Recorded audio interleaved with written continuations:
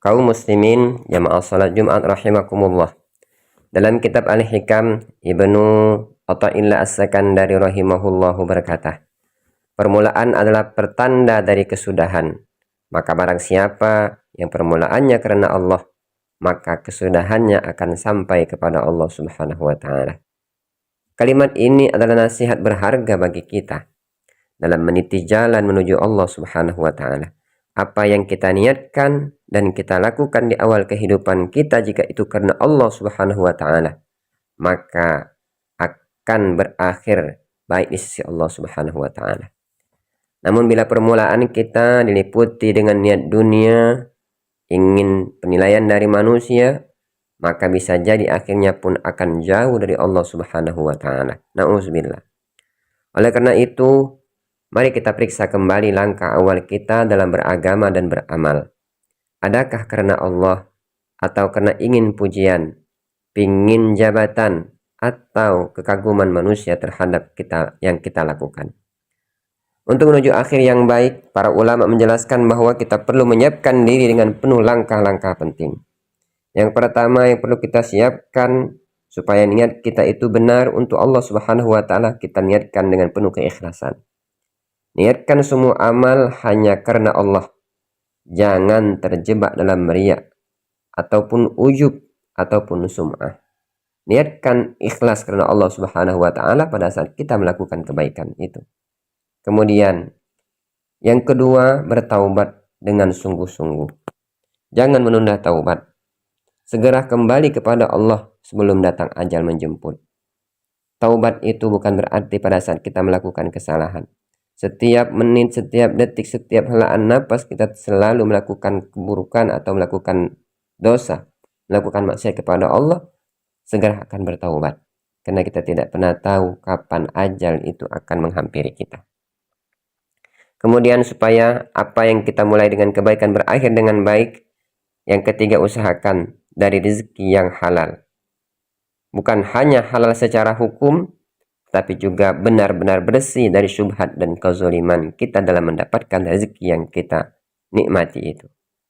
Kemudian yang keempat, mengembalikan hak orang lain.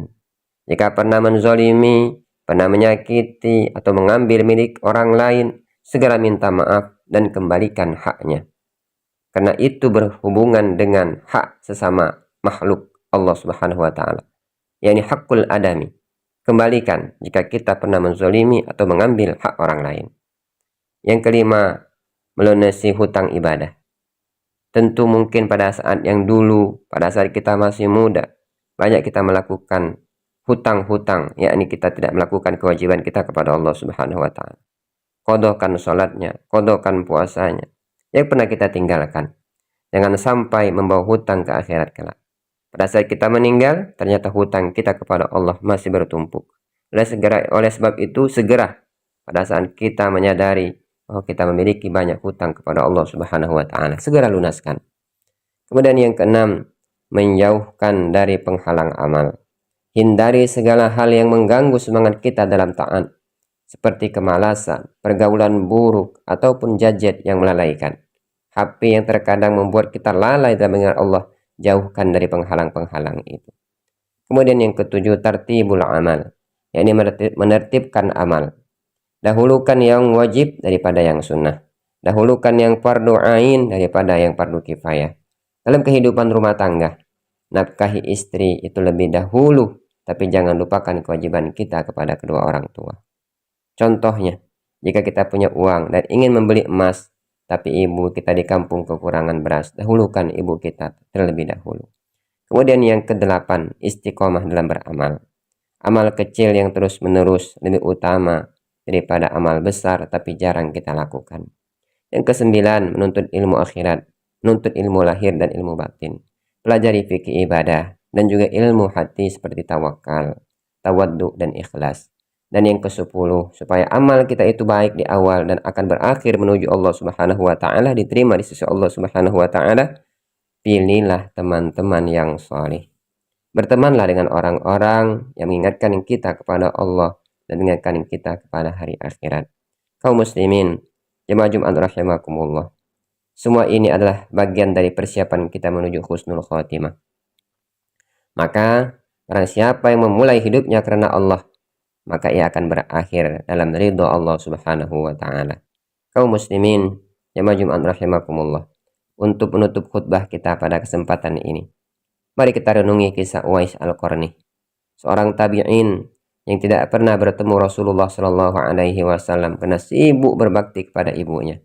Karena baktinya, Rasulullah merintahkan Umar bin Khattab dan Ali bin Abi Thalib untuk mencari Uwais dan minta doa kepadanya.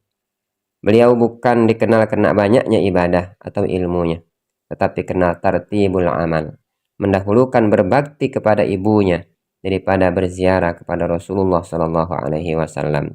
Itulah permulaan yang benar dan akhirnya pun benar. Doa Uwais diujabah oleh Allah Subhanahu wa taala sehingga Umar dan Sayyidina Ali meminta doa kepadanya. Kaum muslimin jamaah Jumat rahimakumullah. Barang siapa permulaannya karena Allah, maka akhirnya akan sampai kepada Allah Subhanahu wa taala. Amin amin ya rabbal alamin.